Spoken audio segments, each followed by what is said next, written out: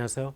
자, 이번 시간에 손익에 대한 사항들을 한번 보도록 할게요. 우리가 이제 손익계산서에 대해서 보는데, 회사에서는 재무상태, 그 다음에 손익, 이렇게 이제 두 가지가 있죠. 손익은 성과에 대한 내용이고,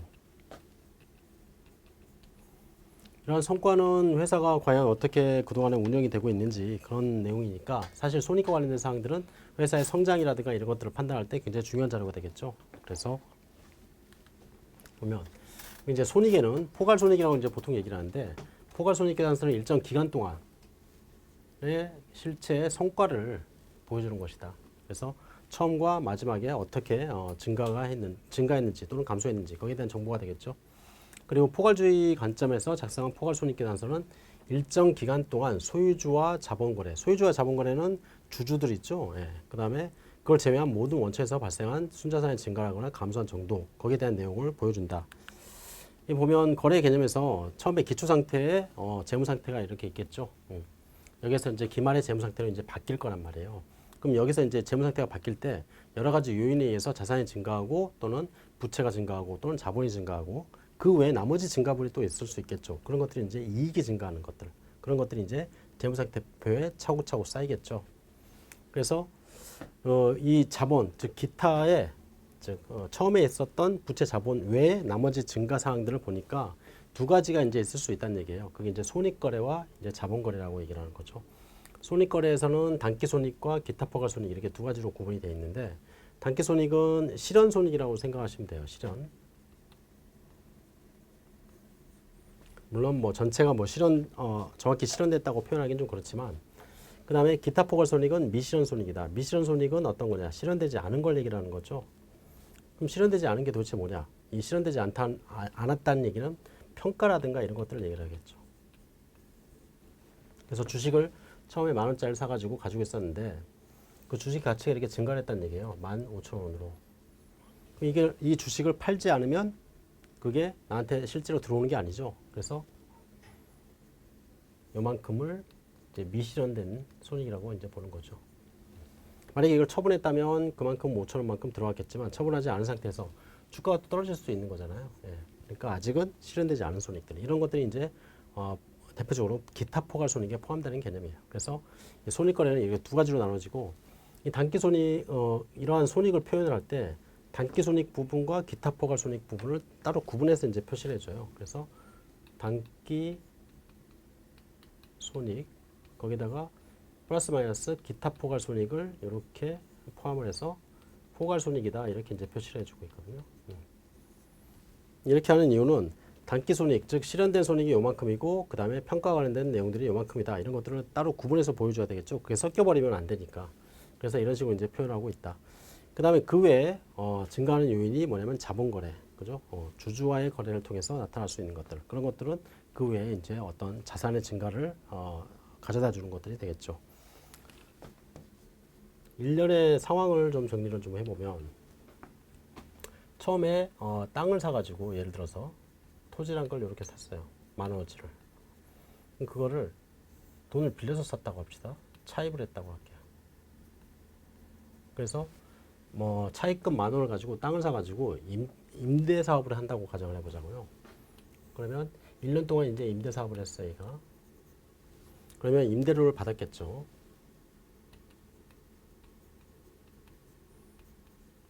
현금으로 10,000원을 받았다고 합시다. 그 외에 비용은 없다고 할게요, 그냥. 그러면 임대료가 이제 수익금액이 되고, 이제 기말에는 어떤 상황이 되냐? 기존에 가지고 있었던 토지가 있겠죠. 토지가 10,000원짜리가 이렇게 들어가 있겠지, 장부에. 그 다음에 현금이 들어왔겠죠. 현금이 10,000원이 이렇게 들어왔을 거예요. 그렇죠? 그리고 기존에 차입금이 있었어요. 차입금이 10,000원이 이렇게 있었죠. 자, 그럼 결국 늘어나는 부분, 이게 이제 뭐냐? 이익이 되겠죠. 이익.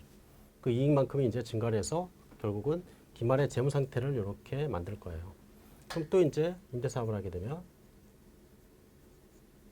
여기서 임대료를 받겠죠. 10,000원. 그리고 이번에 뭐 종업원을 고용을 해서 급여가 나갔다. 예를 들어서 4,000원이 나갔다고 합시다. 그러면 6,000원이 남았겠죠. 그럼 그게 이제 또 여기에 기말에 반영이 될 거예요. 그렇죠? 그래서 그 전에 있었던 현금 10,000원에다가 추가적으로 6,000원이 늘어났으니까 현금은 16,000원이 있겠고, 그죠? 그 다음에 땅은 10,000원짜리 땅이 있을 거예요. 그 다음에 차입금 10,000원이 있을 테고, 나머지 16,000원은 벌어들인 거죠. 이게 이제 이익잉여금이라고 얘기를 하는 거죠. 잉여금. 자, 근데 여기서 이제 그 다음 게 좀 땅을 더 사야 되겠어. 그래가지고 출자를 좀 받으려고 그래요. 그래서 주주를 모은 거예요. 야, 같이 장사하자. 그래서 주주를 모았더니 그 주식을 팔아가지고 돈이 들어왔어요. 그래서 그 다음 기에는 임대에 따른 수익이 10,000원 발생을 하고요. 그 다음에 급여로 4,000원 줬고, 그래서 6,000원 남았고요. 거기다가 플러스 주식을 발행을 했어요, 얘가.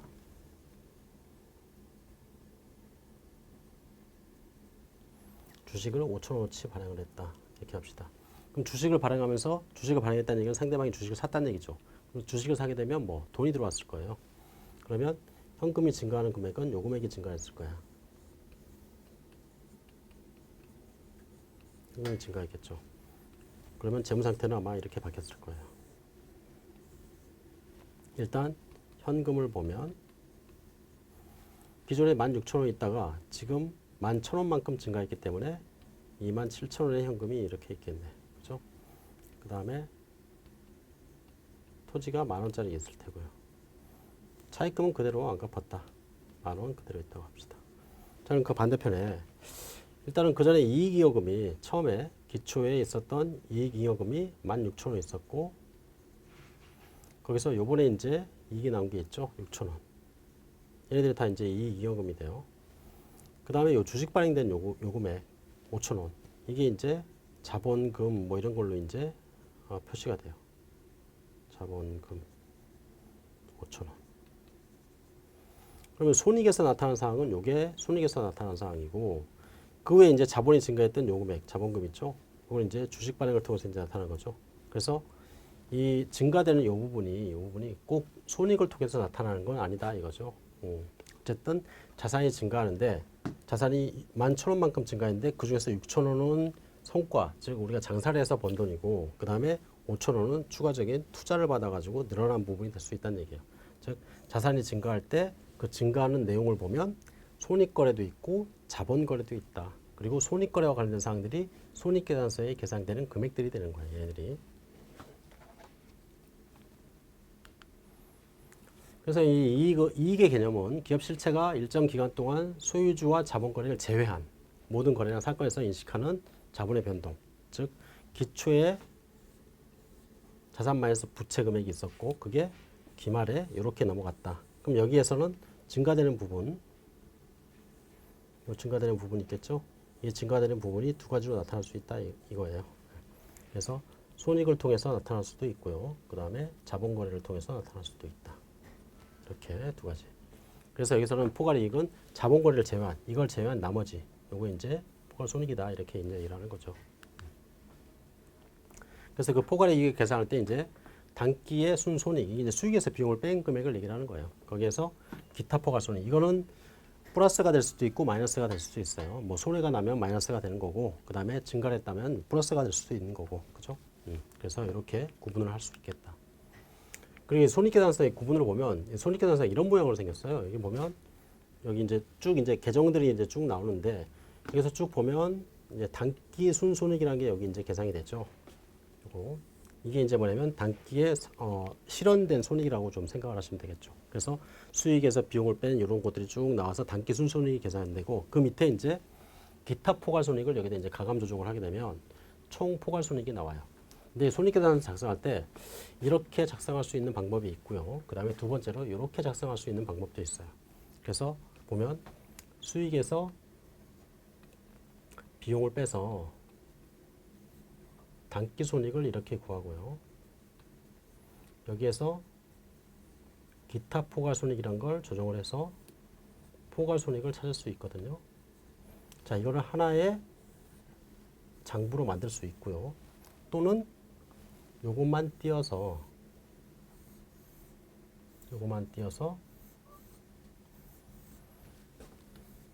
단기 손익에 대한 자료와 그 다음에 여기서부터 시작을 해서 이렇게 띄워가지고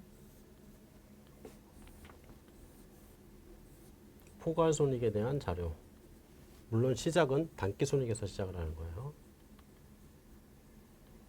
여기서 그래서 기타 포괄손익을 감안해서 이렇게 두 개 보고서로 만들 수도 있어요. 손익계산서의 작성 방법은 이렇게 두 가지. 왜 이렇게 그 단기손익을 구분해 주냐? 단기손익은 사실 회사에서 실현된 손익을 보는 거고, 이런 것들이 뭐냐면 지속 가능한 어떤 그 손익으로 이제 판단할 수 있는 거죠. 그래서 회사에서 앞으로도 돈을 어떻게 벌 거냐 이런 것들을 판단할 때 이런 단기손익의 개념을 가지고 판단하겠다는 얘기예요. 근데 단기손익 안에서도 일시적이고 우발적인 어떤 손익이 있을 수 있는가 하면 계속적이고 반복적인 손익이 있을 수 있어요. 그래서 이 단기 손익을 구분할 때 사실은 이걸 지우고 단기 손익을 구분할 때 영업이익이라는 걸 따로 이제 표시를 해줘요. 사실은 이 영업이익이 사실 중요한 정보가 되는데 예를 들어서 이런 걸 한번 생각해 볼까요? 원재료를 10,000원짜리를 사다가 거기다 이제 가공을 해요. 그래서 제품이라는 걸 만들었다고 합시다. 그럼 제품에는 마진이 들어가죠. 이윤이 포함된 금액이 이제 또 판매가 되겠죠. 그래서 가공비가 3,000원 정도 들었대요. 그래서 제품에 대한 원가는 13,000원이라고 하자고요. 자, 그 다음에 거기다가 이윤을 2,000원을 붙였다고 합시다. 그러면 판매가는 15,000원이 되겠네.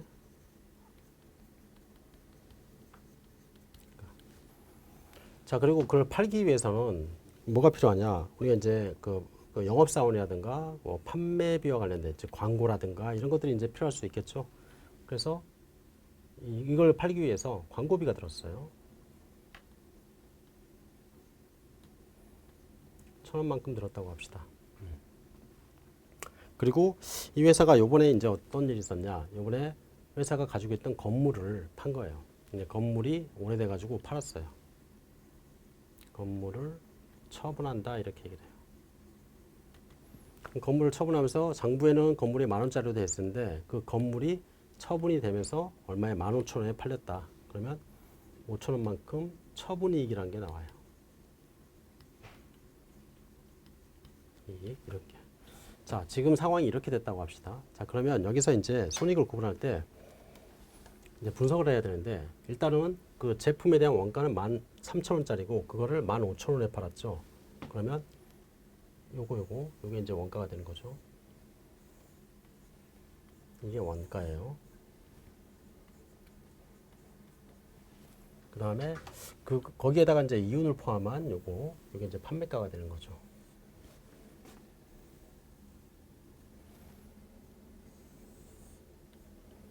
이게 판매가예요. 그럼 여기서 원가와 판매가와의 요 차이, 이거를 이제 매출 이익이라고 얘기를 해요. 또는 매출 총이익 이렇게 이제 얘기를 해요. 자, 그리고 그 매출 이익 중에서 광고비가 들었단 말이에요. 그렇죠? 물건을 팔려면 광고를 해야 되니까. 그럼 광고비가 들었어요. 그럼 그걸 뺀 금액. 여기서 요 차이. 자, 이거를 이제 영업이익이라고 얘기해요.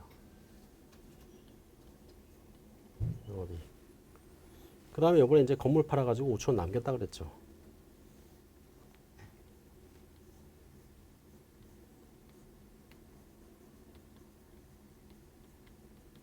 처분이익. 그러면 이 영업이익과 이 처분이익까지 합한 것. 요게 이제 뭐냐면 단기 손익이라고 얘기를 해요. 자, 여기서 이제 한번 생각을 해보자고요. 자, 보면 물건을 만들어서 파는 애들이 물건을 만들어서 앞으로도 계속 팔겠죠. 그럼 물건을 만들어서 파는 것은 뭐냐? 지속적이고 계속 반복적인 손익이 발생하는 상황이에요. 그래서 물건을 만들어서 물건을 파는 과정에서 나타나는 손익은 즉 여기서 말하는 영업이익. 영업이익은 얼마가 나오냐면 이윤 1,000원 마진을 1,000원을 남기고 즉 매출이익이 2,000원이 남은 상태에서 광고비 1,000원을 빼니까 결국은 1,000원만 남는 거죠. 이 1,000원이 영업이익이 되는 거야, 이게는. 회사는 영업이익은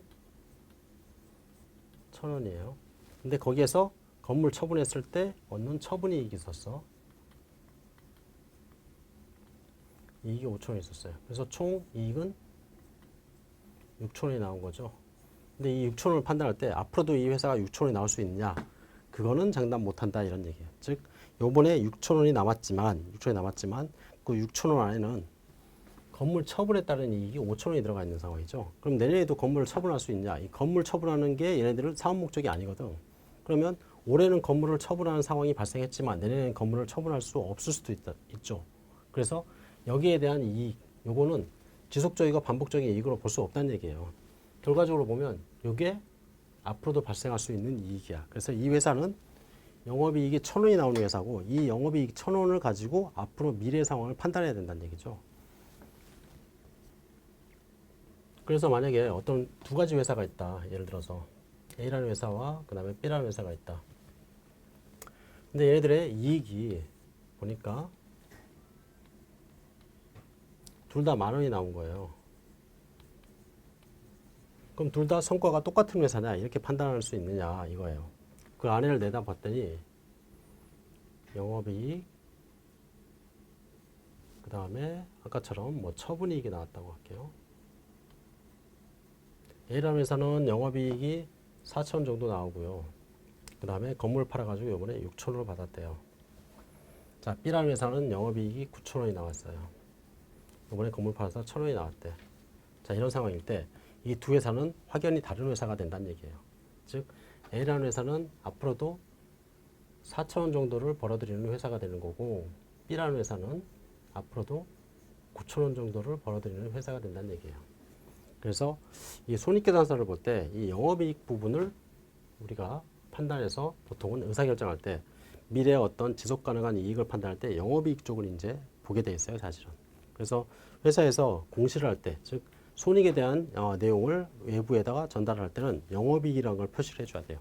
그래서 신문지상에서도 보면 이번에 뭐 상반기 뭐 삼성전자의 영업이익이 얼마다 또는 어디 회사의 영업이익이 얼마다 이래서 단기 순이익이 얼마다 이렇게 표현을 안 하고 영업이익이 얼마다 이렇게 표현을 해요. 그래서 결국 영업이익은 뭐냐면 반복적이고 지속적인 그러한 어떤 상황을 얘기를 해주는 거고 그 외에 단기 순이익을 얘기를 한다면 그 안에는 비반복적인 상황들이 같이 포함될 수 있기 때문에 단기 순이익을 가지고 전반적으로 판단하지 않아요. 그러니까 결국은 영업이익을 가지고 어떤 회사에 대한 그 수익성이라든가 또는 미래 어떤 전망이라든가 이런 것들을 판단하게 되는 얘기죠.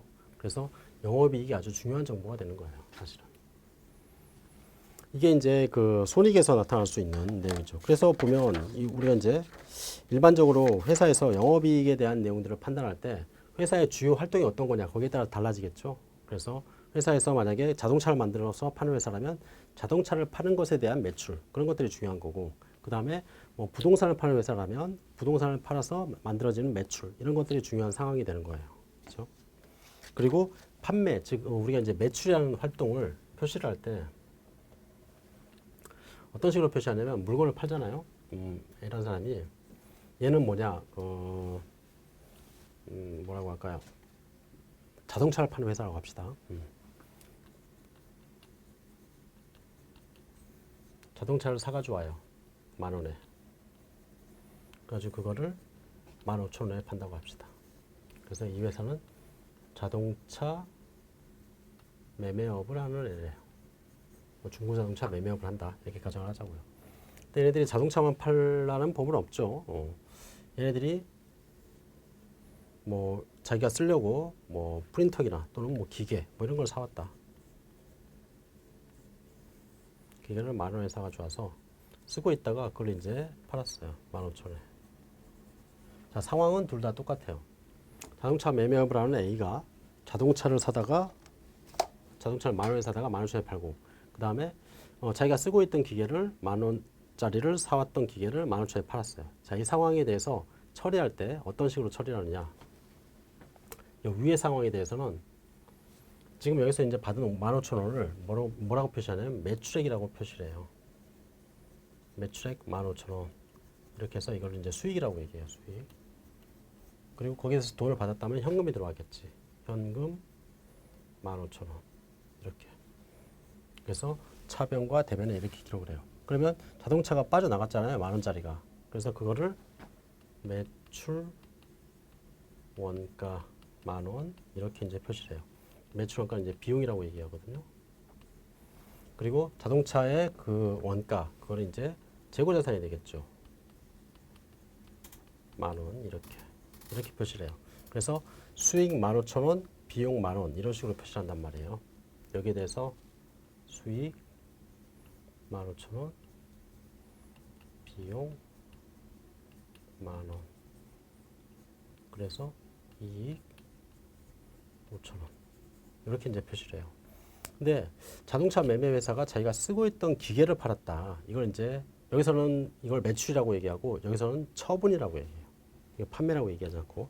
그럼 이런 판매 처분, 기계를 처분했을 때는 어떻게 처리하냐? 자기가 가지고 있던 기계가 빠져나갔겠죠.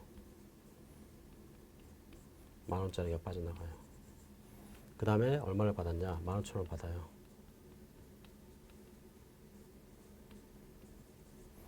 그러면 그 차이가 생기죠. 5,000원만큼 차이가 생기죠. 이거를 처분이익이라고 얘기해요. 자, 위에서의 방식과 밑에서의 방식이 살짝 좀 달라요. 위에서는 받은 금액 전체, 즉 현금 15,000원 받았죠. 그거를 전체를 수익으로 계산을 하고 그 다음에 내가 준 거 재고자산 요거를 비용으로 계산을 했어요. 그죠? 근데 밑에서는 받은 것과 준 것의 차이를 이렇게 처분이익으로 이제 계산한 거죠. 이렇게 되면 여기서는 이런 식으로 표시가 돼요. 수익, 비용. 여기서는 처분이익이 이제 수익에 해당하는 항목이거든요. 5,000원. 비용 없고. 그래서 이익 5,000원. 위에서 표시하는 방식하고 밑에서 표시하는 방식이 살짝 다르죠. 이익은 똑같아요. 이익은 똑같은데 위에서는 유입액과 유출액을 전체 금액을 다 표시하는 반면에 밑에서는 유입과 유출의 차이 금액만 가져와서 뽑아가지고 이제 차익 개념이거든요. 이게 차익만 여기다 표시를 해요. 그러면 어떤 정보가 훨씬 판단하기 좋은 정보냐? 사실은 유입 방식으로 하는 게 훨씬 좋은 정보가 돼요. 왜냐하면 물건 팔아서 얼마에 팔 수 있느냐도 알 수 있고 거기에 대한 원가가 얼마인지 알 수 있잖아요. 근데 밑으로 하게 되면 물건을 얼마에 팔았는지 그 다음에 얼마의 원가가 있는지 그거는 모르는 거잖아요. 그 차이만 갖다 썼으니까. 그렇죠? 그래서 일반적으로 회사의 매출과 관련된 주요 영업 활동과 관련된 사항들은 이런 방식을 써요. 이런 방식을. 이제 저거를 이제 뭐냐면 총액법의 방식이라고 얘기해요. 총액법. 총액법은 유입의 총량과 유출의 총량을 다 기록하는 거예요.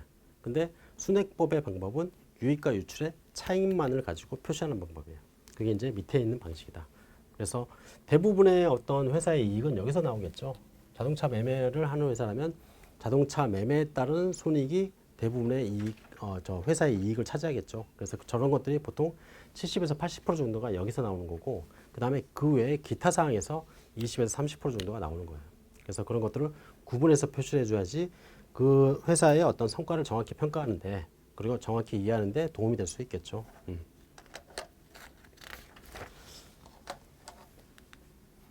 자, 그래서 이제 수익을 얘기를 할 때, 수익은 광의의 수익에서는 차익도 이제 포함이 된다. 즉 수익의 개념은 원래는 수익은 유입의 총량을 수익이라고 얘기해요. 총량, 수익.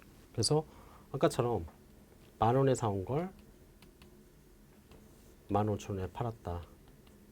그러면 이거를 수익이라고 얘기하고요. 이거를 비용이라고 얘기해요. 이게 이제 수익과 비용의 측정 방법이에요. 근데 전체적인 수익을 크게 본다면 요 차익, 이걸 이제 차익이라고 얘기하거든요. 이거를 차익. 이것도 이제 수익 안에 포함될 수 있다. 이렇게 얘기를 하는 거예요. 근데 원칙은 이제 구분이 돼요. 수익과 그 다음에 비용은 구분이 되고, 이 수익에는 총량, 즉 유입의 총량을 얘기를 하는 거예요. 수익의 항목들을 보면 매출액, 물건 판 거 있죠. 그 다음에 뭐 수수료로 받은 수익이라든가 또는 배당금 뭐 받은 것 또는 이자 받은 것, 이런 것들이 다양한 명칭으로 이제 수익으로 계산이 될 수 있고, 그다음에 비용에서 마찬가지 광의의 비용, 전체적인 어떤 비용에서는 차손이라는 것도 이제 포함이 될 수 있는데 비용이라는 건 유출의 총량을 얘기하는 거예요. 일반적으로. 그래서 기업의 정상적인 활동의 일환으로 발생하는 것들인데 이런 비용에는 급여라든가 또는 감가상각비 또는 일반적으로 이제 유출이 발생하는 어떤 상황들이 있겠죠. 그래서 그런 것들, 임차료 이런 것들이 이제 비용이 될 수 있겠죠. 한국채택국제에서 차익과 차손을 따로 이제 구분해서 표시하고 있지는 않아요, 사실은. 그 차익과 차손이 크게 중요하지 않기 때문에. 자, 그리고 이제 단기 순손익. 단기 순손익은 단기의 성과를 나타내는 거죠. 기타 포괄손익이 아닌 그 외에 수익과 비용 항목들을 가지고만 판단한다면 그걸 단기 순손익이라고 얘기를 해요. 뭐 이런 게 있구나. 이건 넘어가지고. 그 다음에 이제 우리가 손익에서 제일 중요한 건 매출과 매입 활동이에요. 근데 자료에서 이제 매출 활동에 대해서 이제 본 건데 매입은 크게 중요한 건 없어요, 사실은. 근데 매출과 관련된 활동에서 우리가 물건을 사고 팔 때 물건을 만약에 판다고 합시다. 매출을 할 때 물건의 정가가 10,000원짜리예요. 근데 그 10,000원짜리를 팔 때 우리가 물건에 어떤 하자가 생기거나 또는 어떤 결제를 받기 위해서 빠른 시일 내에 결제를 받기 위해서 뭐 물건값을 깎아주는 경우가 있죠. 네, 그런 것들이 뭐냐면 할인이라든가 애누리, 그 다음에 환입 뭐 이런 사건들이 발생할 수 있어요. 이제 물건을 10,000원짜리를 팔았는데 물건에 하자가 있대요. 그래서 물건값을 깎아줬다. 그러면 그걸 애누리라고 얘기를 해요. 그리고 물건을 팔았는데 10개를 팔았는데 그 중에서 1개가 하자가 있어서 다시 돌아왔대요. 그럼 9개가 이제 나갔겠죠. 그런 경우에 이걸 이제 환입이라고 얘기해요. 환입. 결국 환입된 거는 거기에 대한 물건값을 못 받겠죠. 그러니까 매출액에서 빠지는 금액이 되는 거죠. 환입도. 그 다음에 할인은 어떤 거냐? 회계에서 말하는 할인. 우리가 이제 일반적으로 직관적으로 알고 있는 할인은 뭐 하자가 있을 때 물건값 깎아주는 것도 할인이 될 수도 있고, 그 다음에 뭐 결제를 빨리 해주는데 거기에 대한 대가로 좀 깎아주는 경우도 있어요. 그것도 할인이 될 수 있는데 우리가 이제 회계에서 말하는 할인은 결제 조건에 따라서 물건값을 깎아주는 게 이제 할인으로 봐요. 그럼 결제 조건이 어떤 거냐? 예를 들어서 여기서 이제 물건을 팔았는데 판매했는데 돈을 언제 받기로 했냐면 2달 있다가 받기로 했어요. 이렇게 하고 이제 물건을 판 거예요. 자, 근데 물건 판 사람이 이렇게 조건을 거는 거죠. 만약에 1개월 전에 이때 결제를 해주면 결제해준 것에 대해서 10% 깎아줄게. 뭐 이렇게 할 수도 있어요. 자, 이런 것들이 뭐냐면 할인이 돼요. 그럼 그만큼은 돈을 못 받는 거니까 할인 금액만큼도 마찬가지 매출에서 이제 빠지겠죠. 그래서 회계학에서 매출액이라고 얘기하는 금액은 전체 총 매출액에서 이런 것들 할인이라든가 또는 애누리라든가 환입 이런 것들이 빠진 금액을 매출액이라고 얘기를 해요. 그래서 이 매출 활동은 기업의 상품 또는 제품을 판매하면서 거기에 따른 현금을 수취하게 되는 걸 매출 활동이라고 그러고 그거는 주요 수익 활동이다. 그렇죠? 그리고 기업의 대부분 활동이 매출과 매입으로 이제 되는 거겠죠. 그리고 거기서 나타난 어떤 수익이나 이익이 회사에 지속 가능하고 연속적인 그러한 수입이 될 거예요. 그렇죠? 그래서 기업의 매출은 해당 기업이 어떤 제품을 판매하는 기업인지 또는 어떤 용역을 제공하는 기업인지에 따라서 다르게 나타날 수도 있다. 이렇게 얘기를 하는 거예요. 예를 들어서 중고책을 팔아서 이익을 남기는 기업이라면 중고책 판매에 유입되는 현금이나 기타 채권 이런 것들을 이제 매출이라고 얘기하고 그 외 나머지 직기 비품을 팔 때는 처분손익, 처분이익 이런 식으로 이제 표시가 될 수 있다. 그렇죠? 그리고 이제 매출에 따른 회계 처리에서 아까 우리가 봤지만 기업의 활동은 다양하게 구분될 수 있는데 거기에서 매출과 관련된 활동 그에 따른 회계 처리를 별도로 이렇게 총액적인 방법으로 이제 표시한다 그랬죠. 그래서 보면 뭐 회사가 이번 연도에 TV를 파는데 TV를 10만 원에 팔았다. 그 다음에 회사에서 그동안 사용하던 기계를 5만 원에 팔았다. 그래서 TV를 파는 회사가 TV를 팔면 그걸 매출이라고 얘기하고 TV를 파는 회사가 다른 기계를 팔면 처분이라고 얘기한다 그랬죠. 그리고 만약에 회사에서 건물의 화재로 유실이 됐다. 건물이 유실이 됐다. 5만 원에 유실돼서 5만 원에 보험금을 탔다. 예를 들어서. 그랬을 때 우리 이제 들어오는 돈을 보면 일단 물건 팔아가지고 10만 원 들어오고 그 다음에 기계 팔아가지고 5만 원 들어오고요. 그 다음에 보험금이 5만 원 어딨냐? 보험금이 5만 원 들어왔죠. 그래서 총 20만 원의 현금이 아마 유입이 될 거예요. 근데 그러한 20만 원을 가지고 판단할 때 기업이 내년에도 이러한 비슷한 20만 원의 현금 유입이 발생될 수 있느냐. 20만 원이 들어오려면 일단 건물이 불이 타야 되고 그 다음에 기계를 팔아야 되고 이런 상황들이 있잖아요. 그래서 그런 것들을 제외한 나머지가 회사에서 지속적이고 그 다음에 연속적인 어떤 그 이익이 될 수 있는, 즉 영업이익으로 볼 수 있는 부분은 10만 원이다 이런 얘기예요. 그런 것들을 이제 표시하기 위한 거죠. 그래서 영업활동과 관련된 어떤 지속가능한 이익과 그 다음에 일시 우발적인 활동과 관련된 이익을 다르게 표시를 해주면 그 기업에 대한 예측력이 증가하게 된다. 즉 예측, 우리가 이제 그 재무제표라는 걸 만들 때 이 재무제표라는 걸 가지고 의사결정을 하는 이유는 이 재무제표를 통해서 예측을 할 수 있기 때문에 그런 거예요. 재무제표 자체가 어떤 기업의 가치를 보여주지 않는다 그랬죠. 그렇지만 재무제표를 통해서 우리는 뭘 할 수 있냐, 이 회사가 어떻게 성장을 하고 내년엔 또 어떻게 될지에 대한 예측을 할 수 있는 거예요. 그러한 예측을 할 수 없으면 재무제표의 어떤 효익이 없는 거예요. 그렇죠? 그래서 이 재무제표를 만들 때는 항상 이 재무제표 안에 성격, 이 재무제표는 이러한 성격을 가지고 있어야 돼. 그래서 기업회계 기준이라는 걸 만들 때도 그러한 성격을 가질 수 있도록 만드는 거예요. 그게 이제 뭐냐면 예측력이거든요. 예측력.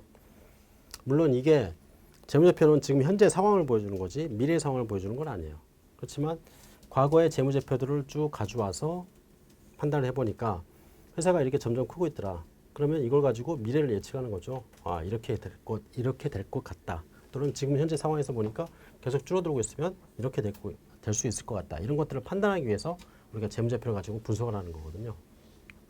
그래서 손익도 마찬가지예요. 손익은 아주 중요한 요소가 되죠. 이 회사가 돈을 벌어야지 뭐 회사가 커지는 거니까. 그래서 그런 손익과 관련된 사항들도 마찬가지 예측력에 대한 내용들을 보여주기 위해서 영업손익을 따로 표시를 해주자는 얘기예요. 지속가능한 이익이 어떤 것인지 그런 것들을 표시를 해주자. 그게 이제 매출 관련된 우리가 이제 요거는 한번 잠깐 볼게요. 이게 이제 수익과 관련된 내용에서는 수익을 언제 인식하느냐에 따라서 어떤 거래 상황에 따른 수익의 인식 시점이 좀 달라질 수 있어요. 근데 수익이라는 걸 인식을 할 때, 우리가 수익을 인식한다는 얘기는 수익을 장부에다 쓴다는 얘기예요. 수익을 인식할 때 일정한 방법에 의해서 이제 수익을 인식하는데 원칙이 있어요. 그 원칙을 이제 기업회계주에서는 5단계에 따라서 이제 수익을 인식하는 걸로 보는데 예를 하나 들어볼게요. 어떤 회사가 어떤 회사냐? 제품을 파는데 내비게이션을 파는 회사예요. 내비게이션.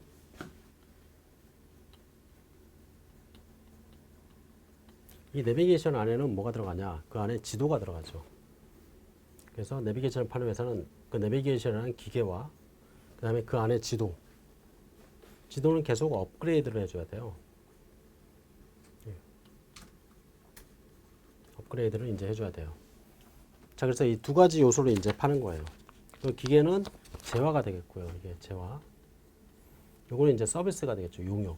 그죠? 요 두 가지를 이제 파는데 이 5단계에 의해서 이제 수익을 인식하는데 첫 번째는 뭐냐면 계약의 식별 과정이에요. 계약. 즉 이거를 누군가와 계약을 했다. 거래 당사자. 그래가지고 얘네들하고 어떤 그 취소 불가능한 어떤 계약 승인을 했다. 예를 들어서.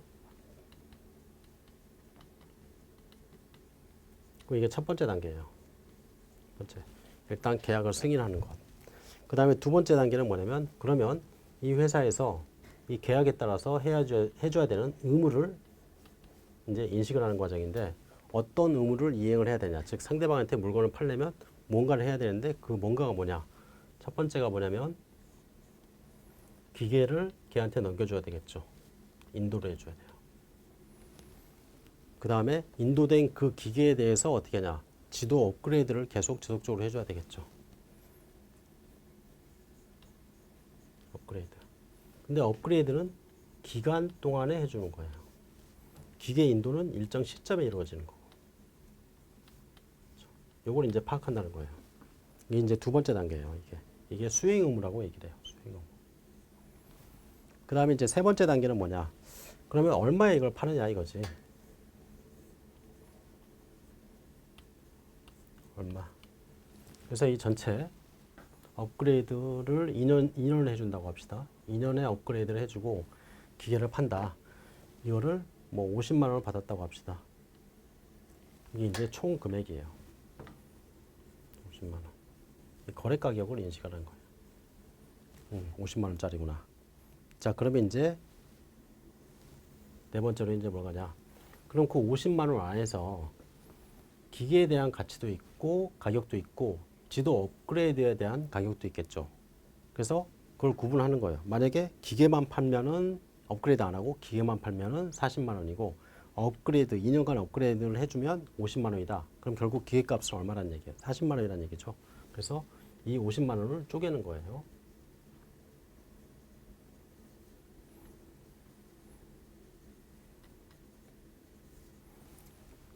그래서 40만 원에 대해서는 기계에 대한 대가고 이거는 업그레이드에 대한 대가다. 이렇게 쪼개요. 이게 이제 네 번째 단계예요. 수익 의무별로 가격을 구분하는 거죠. 그 다음에 다섯 번째로 이제 그거를 이제 수익을 인식하는 것, 즉 재무제표에 손익계산서에 집어넣는 과정인데 다섯 번째. 자, 여기서 이제 보면 이 내비게이션을 팔 때 기계가 넘어가면 기계에 대한 대가는 다 받은 거죠. 자, 그 다음에 내가 또 돈 받은 게 50만 원을 받았는데 그 50만 원에서 40만 원 받은 거야. 그럼 10만 원은 도대체 언제 받은 거냐? 10만 원은 거기에 대해서 내가 의무를 이행을 해줘야지 돈을 받을 권리가 생기는 거죠. 그래서 이 50만 원, 즉 내비게이션을 판 것에 대한 50만 원에 대한 대가는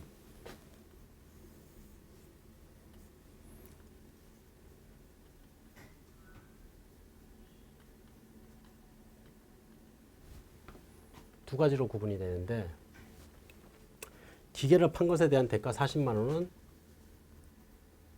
그 기계가 인도가 됐을 때 바로 수익으로 잡을 수 있다 이런 얘기예요.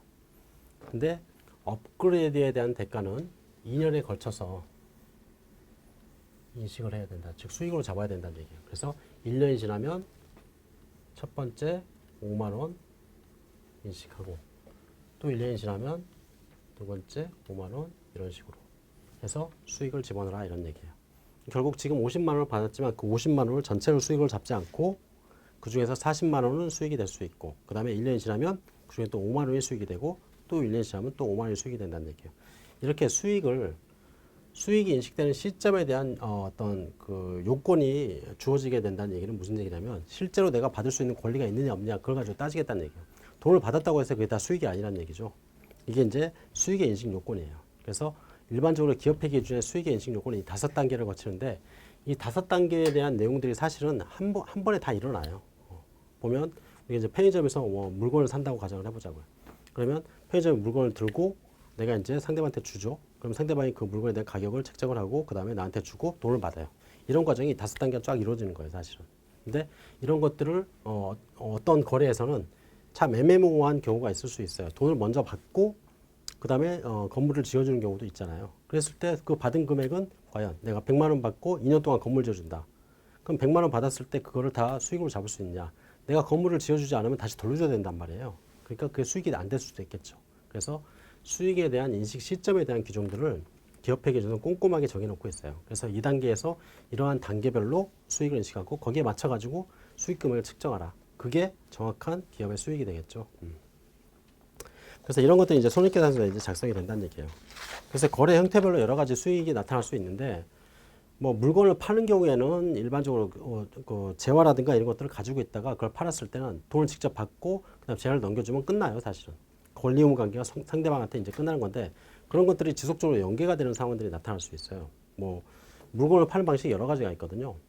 그래서 그 상대방한테 물건을 먼저 건네주고 살래 말래 물어보는 경우 그런 경우도 있잖아요. 여러분들 보면 전에는 어떤 제가 이제 애가 있는데 그 애의 무슨 유아 교육용 프로그램이 있더라고요. 근데 그런 것들을 어떻게 하냐면 일주일 동안 써보라고 나한테 줘요.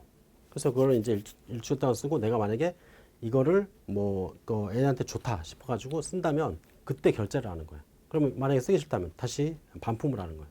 이런 방식의 판매도 있단 말이에요. 그러면 그때는 어떻게 물건을 먼저 건네주고 나중에 결제를 받는 형태니까 그때는 과연 수익을 인식할 수 있느냐 없냐 그런 것에 따른 문제가 발생할 수도 있겠죠. 그리고 요즘에 하도 판매 형태가 되게 발달이 돼가지고 다양한 판매 형태가 있어요. 거기에 따라서 수익 금액을 어떤 식으로 잡아야 되냐에 따라서 기업의 어떤 수익 구조가 달라질 수 있으니까 그런 것들에 대한 구분들을 명확히 좀 해줘야 될 필요가 있어서 수익에 대한 어떤 기업회 기준 내용들을 보면 거래 형태별로 쭉 나와요. 그런 것들이. 그래서 뭐 위탁 판매를 할 때는 이렇게 수익을 인식을 하고 그 다음에 이렇게 아까처럼 뭐 물건을 먼저 건네주고 돈을 받을 때는 이렇게 수익을 인식하고 이런 과정들 그런 것들이 나타날 수도 있다. 자, 그래서 이번 시간에 이제 손익에 대한 사항들을 이제 쭉 봤고 손익계산서를 가지고 우리가 판단을 할 때 회사의 어떤 지속적인 이익이라든가 이런 것들을 판단하기 좋다. 그리고 거기에 따라서 영업이익을 가지고 판단할 때 회사의 지속 가능한 이익을 판단해서 그걸로 의사결정을 할 수도 있다. 뭐 이렇게 이제 얘기를 했죠. 자, 이렇게 해서 손익계산서에 대한 내용들을 한번 봤고요. 또 다음 시간에 뵙도록 할게요. 고생했습니다.